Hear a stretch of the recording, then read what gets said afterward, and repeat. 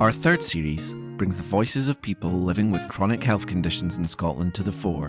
In the face of health inequalities and the challenges their health conditions can present, Scotland's minor movers are finding ways to make meaningful movement happen.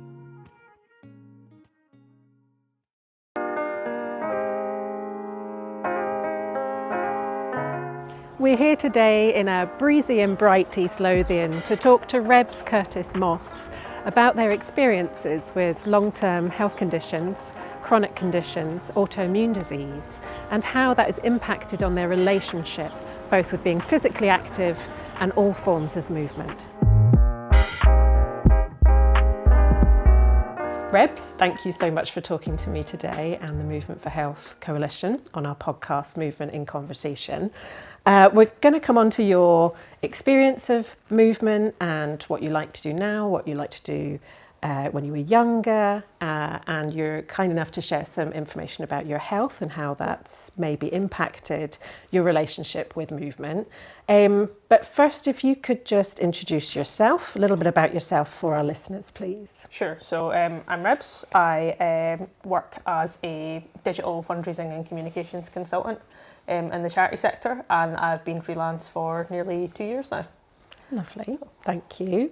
And we should say that we've known each other for quite a long time. Yes. Through the sector. 15 years maybe? Oh my God. Goodness, Yeah. 15. Okay.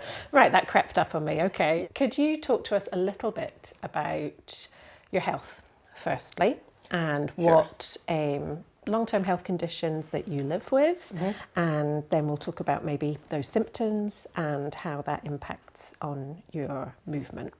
Sure. So I was diagnosed with asthma when I was 5. I kind of had asthma, obviously, like pretty much my whole life, but it's always been fairly well controlled. I used to have kind of like, I always used to joke that about every 2 years I'd be like due a chest infection. Yeah. But other than that, it was pretty much very well controlled. And actually doing exercise really helped control it as well. But in the last year, in fact, it was a year to the day yesterday that I got discharged from hospital with my asthma, but I've had really big issues with my asthma. I got whooping cough last year and then got hospitalised with it. Then I got RSV, which is like a respiratory virus infection. I got that in December, and then I was hospitalised again with that. So it kind of feels like it's really ramped up, and all of a sudden it's like I'm struggling to just control my asthma just with antibiotics and steroids at home if I do get sick. So that's been kind of a big change. And then just under 3 years ago, I got diagnosed with celiac disease. And I wonder if maybe potentially those two things are related. I've been diagnosed with an autoimmune disease, and then suddenly it's like everything's just gone a bit haywire. Plus, I've had I used to have an ovarian cyst, it's now been removed, but have had a ovarian cyst since birth. But I didn't have any real issues with it until, again, a couple of years ago, and started experiencing chronic pain to the point where I was having to be to hospital taking morphine. But I got that taken out last year, but I'm still experiencing a lot of pain. So I'm now getting further investigations as to why that's the case. Is it a phantom pain? Is it scar tissue? Is there something else going on? So I'm kind of getting other investigations. So everything seems to have kind of not completely gone downhill, but gone downhill a little bit in the last 18 to 24 months. Yeah, it seems like it's culminated. Yeah, and it's multiple things have all flared up at once.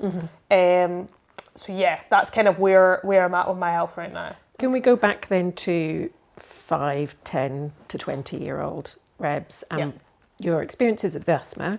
And you've said there that actually moving and being active really helped. Yes. So what did that look like? What was your preferences? What did you enjoy?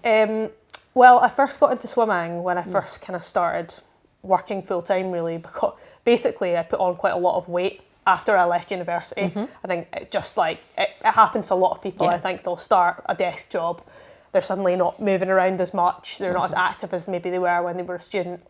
I hadn't really ever done any proactive exercise prior to that. So I kind of started swimming. That was kind of what I got into. And I kind of got into it quite heavily. I was swimming maybe 3 times a week, a mile each time. I was going to like a master's class, all that kind of stuff. So I got really into it. I was quite a keen swimmer for quite a few, probably about 7 or so years. And then I kind of switched. I think I maybe just got a bit bored of it. Yeah. And I kind of switched to the gym. And then I started getting more into weights and stuff like that in the gym, and then running, and then cardio, and then cycling as well. So it's kind of been a mixture, I guess, of, I mean, really I should do a triathlon when you think about it. Well. It's like the holy trinity of things. But I kind of moved from one thing to the other, really. And then I do a lot of walking with the dogs as well, although greyhounds famously don't need a huge amount of walking. So it's not like, it's not like I'm walking the dog for like 4 hours every day or anything. Sure. But, dogs, I'm definitely out with the dogs every single day on a walk. So, yeah. But that sounds very much, you were purposefully active during that period of time. Yeah. And then would you share some of your symptoms around your experiences a few years ago that made you very unwell? Yeah. So before I got diagnosed with celiac disease, I had quite a serious head injury off the bike. Yes, so I was cycling, fell off the bike, got a really bad concussion, developed something called post-concussion syndrome. Actually, when it happened, it was so bad that I heard this massive clang in my head, and they think that was actually my brain rattling back and around. forth. Yeah. Gosh. So it was quite a bad concussion, and basically I went back to work too soon. Because I went back to work too soon and I didn't take it that seriously, yeah, it is what it is, but it ended up being a lot worse than it could have been had I actually rested and taken it a bit more seriously. But I think you just sort of think, oh, you're indestructible and it's fine, it's just a head injury, it's just your brain. Sure. Because that happened, I think that triggered my celiac disease. Right, okay. That's what the doctor thinks, what can happen is if you have any sort of traumatic incident happen in your life, emotional or physical trauma, it can spark any form of autoimmune disease, which is absolutely terrifying and not something I knew about. But the result of that has been that, I've been diagnosed with celiac, but that took years because I got progressively sicker and sicker, refused to go to the doctor, and it got to the point where I was so unwell that I was sleeping probably, I don't know, like 18 hours a day sometimes. Like I was so tired and so exhausted all the time, and I was just so ill that eventually my wife made me go. And she made the appointment, took me to the doctor, and was We're like, good at that. You have to do something because this isn't normal. The blood test came back, and they immediately said, oh, we need to redo the bloods. So I went back in and I spoke to the same phlebotomist again, and I said, oh, did you just lose the last test? And they said, no, we think you have celiac disease. And that's how I found out. Yeah, okay. So that was a real shock, and I was just completely in denial, and I was like, no, I think they've made a mistake. It'll all blow over. And then I had a endoscopy. Yes, I had an endoscopy, and then they confirmed it was that there and then. So that was kind of that. But I have felt a lot better since. 'Cause obviously, I've cut out gluten. Very, very careful in that respect. And I do feel a lot better. It's just strange that since that's happened, there's been so many other issues with like chronic pain. My asthma being a lot worse. And what does chronic pain, how does that manifest itself? Just really horrendous pain, like across the back, around my back. Yeah, just where the cyst was, basically. The ovary basically went into torsion a couple of times, so I then had to go into hospital with that. And then they weren't very sure if they were going to have to remove the ovary or just the cyst. They ended up just taking the cyst out, but it was a lot bigger when they took it out than they thought. They thought it was like less than 5 centimetres, and they said it was the size of a baked potato. I was really glad to get it out, but it's just a bit strange that I've still got the flare-ups of pain, and they're just not very sure if it's like a kidney stone, or they're thinking it might be a kidney stone, or it could be scar tissue. So in amongst all of that, what was your relationship like with moving, being physically active? I mean, you were ill? I was still trying to get to the gym as much as I could. For me, going to the gym isn't so, like, the physical benefits of it are good, but I find like the mental health benefits massive for keeping active and keeping fit. So I was still trying to go as regularly as I could, but I'd say I definitely went through periods where I fell out of habit of going. Yeah. And then I just sort of said, I'm going to get back into it.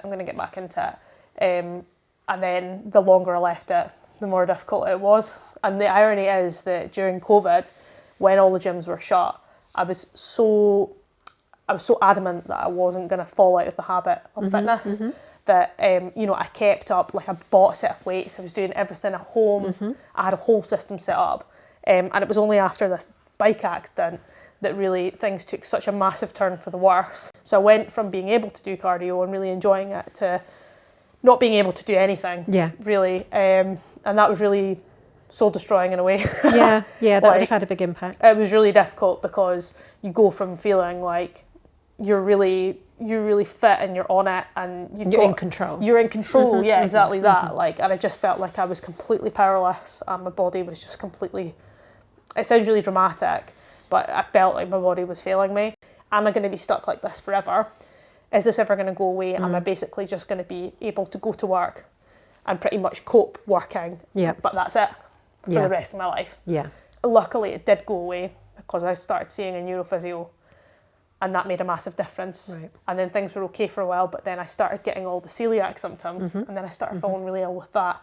So then it was just like, it has just sort of been one thing after another. Yeah, yeah. And even now, like, I'm still trying to get back into my fitness. Every time I have been in hospital, for example, with my asthma, I've tried to get back into the gym as quickly as I can, because I think the longer you leave it, the worse it sort of becomes.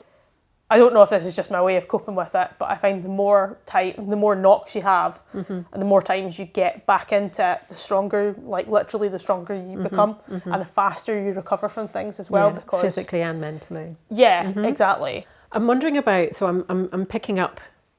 What helps you most is getting back on your horse. I was going to say greyhound. I don't think the greyhound would enjoy that very much. Getting back on your horse as quickly as possible. Yeah. It's something we've been talking to people about that are living with long-term conditions, talk about the importance of pace and rest for them as well. And is that something that you've had to become more aware of? It's just from what you're saying there. I mean, definitely. Prior to all of this happening, it was just a case of going out and doing things whenever I wanted to do them. Yeah. And suddenly that's kind of not... It's a bit annoying. It's annoying. It's not really the case anymore. I do have to pace myself more. To be honest, it's more things like I was on holiday in Japan recently, and before we went to Japan, I was really, really worried I was going to get ill and we wouldn't be able to go, because we'd already had to cancel the holiday and rebook it because I'd had my operation 6 months prior. And because obviously your immune system's already compromised. Exactly. So it's like the things you have to think about when you're immunocompromised are not things that I'd ever really had to consider before. Like, right, we're going on holiday in a month, so I probably shouldn't go to the gym 2 weeks before in case I pick something up. So you purposely isolated yourself? Yes. I wasn't like, we meant to have a neighbour around for dinner. Didn't do that because I was like scared that, you know, they might have picked something up somewhere and would give it to me. Sure. Like, it's just silly things like that. Like, I wasn't seeing any friends like in person. If I met up with anyone, it was outside. It was like being in COVID. Yeah. And then the whole time we were there, it was like face masks everywhere. So yeah, it's like things that you don't have to have thought about previously. And it's funny because I only really started considering myself probably chronically ill as little as like 6 months ago. Right. Prior to that, I would say I just thought I'd had a couple of blips, but I've now been in hospital as an inpatient 5 times in the last 12 months. So I'm like, I think that probably does count at this point as like, that's how I would probably see it, because it has had an impact on my life in that, you know, if I want to do something, I have to kind of prepare for it in advance. A lot of planning, logistics. Like, not even just big trips, but like if I want to go on a big bike ride, I have to sort of be like, right, okay, well, I'm going to rest the day before, or I'm not going to do too much in the days up to that.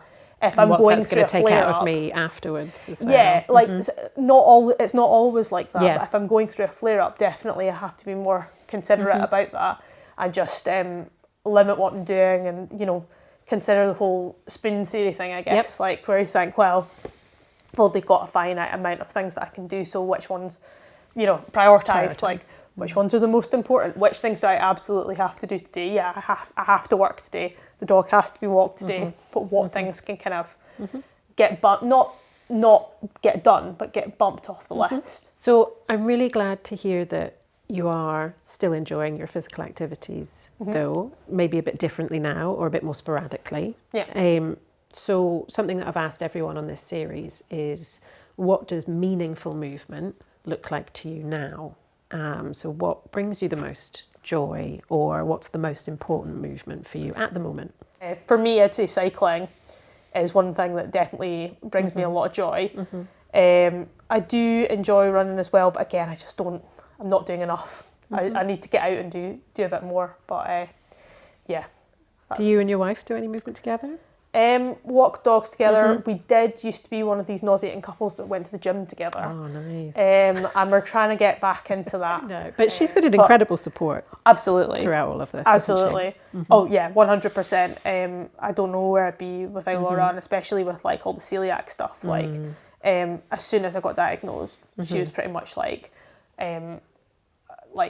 we're gonna like cut gluten from the house. We're not gonna have any gluten in the house. Yeah.